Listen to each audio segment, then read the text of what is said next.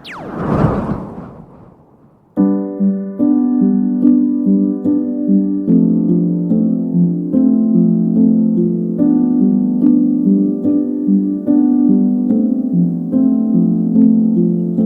tinggal bersama-sama dengan jemaat itu 1 tahun lamanya sambil mengajar banyak orang. Di Antioquia lah murid-murid itu untuk pertama kalinya disebut Kristen. Terletak dan tersembunyi di bawah tanah dengan kedalaman 85 meter di bawah tanah wilayah Kapadokia di Turki, terdapat salah satu penemuan arkeologi paling menakjubkan sepanjang masa. Derinkuyu, kota yang bisa menampung 20.000 orang. Kata Gani Tarkan, Kepala Penggalian dan Direktur Museum Mardin, Turki. Dunia ini tidak layak bagi mereka. Mereka mengembara di padang gurun dan di pegunungan, dalam gua-gua dan celah-celah gunung. Derinkuyu memiliki sedikitnya 8 tingkat, terowongan udara, sumur air, dan bahkan gereja kecil tempat ibadah. Derinkuyu telah menjadi salah satu bangunan paling misterius, menyimpan cerita pergolakan lahirnya orang Kristen dari penganiayaan. Siapa yang membangunnya? Mengapa ditinggalkan? Dan bagaimana peradaban kuno tanpa peralatan canggih bisa menggali dunia bawah tanah yang bertingkat? Selama berabad-abad di kalangan setempat, itu semua awalnya adalah cerita rakyat yang turun-temurun, legenda yang menceritakan tentang terowongan tersembunyi di bawah tanah, sampai cerita itu menjadi nyata pada tahun 1963. Seorang pria yang sedang merenovasi rumahnya merobohkan tembok di ruang bawah tanahnya, dan ternyata temuan awal mengungkap lorong tersembunyi yang mengarah ke seluruh kota kuno di bawah tanah. Penelitian lebih lanjut mengungkap 8 tingkat terowongan, tangga, lubang ventilasi, dan ruangan luas yang saling terhubung. Para arkeolog segera menyadari bahwa mereka telah menemukan salah satu kota bawah tanah terbesar dan paling mengagumkan di dunia. Kota ini diyakini digunakan sebagai tempat perlindungan orang-orang Kristen mula-mula selama kekuasaan Romawi di Turki. Temuan akan sinagoga, gereja, dan salib yang diukir di dinding mendukung teori ini.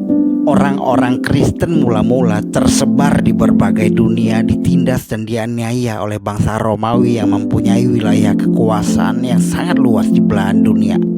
Para arkeolog telah menemukan bukti adanya kota bawah tanah yang besar yang dirancang untuk tujuan tempat tinggal dan persembunyian orang-orang Kristen mula-mula pada abad kedua dan ketiga Masehi. Terdapat jalur tangga menuju ke atas menghubungkan tingkat ketiga dan keempat ke gereja lain di tingkat kelima, menggarisbawahi peran kota sebagai pusat ibadah dan sekaligus perlindungan bagi umat Kristen yang melarikan diri dari penganiayaan. Berikut adalah daftar temuan-temuan arkeolog dari kota bawah tanah ini. 8 tingkat terowongan. Beberapa terowongan memanjang lebih dari 60 meter di bawah tanah. Pintu batu besar dan bulat, beratnya mencapai 500 kilo, dapat menutup terowongan untuk melindungi dari penyerang. Sistem ventilasi, lebih dari 50 lubang udara menyediakan udara segar, memungkinkan orang untuk tinggal di bawah tanah untuk waktu yang lama.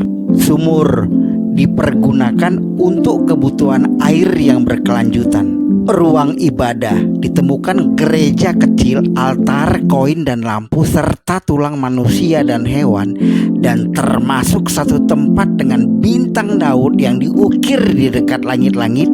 Dan yang paling menarik adalah kolam pembaptisan yang menunjukkan kehadiran kekristenan yang kuat.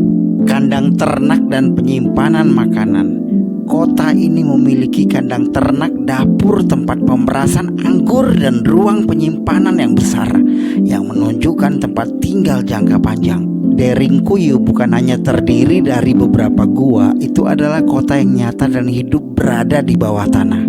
Beberapa terowongan membentang hingga sepanjang kilometer yang menghubungkan beberapa pemukiman bawah tanah satu dan lainnya. Sungguh seperti sebuah kota, bukan? Tapi ini hanyalah satu dari lebih 200 kota bawah tanah yang ditemukan di Kapadokia, Turki.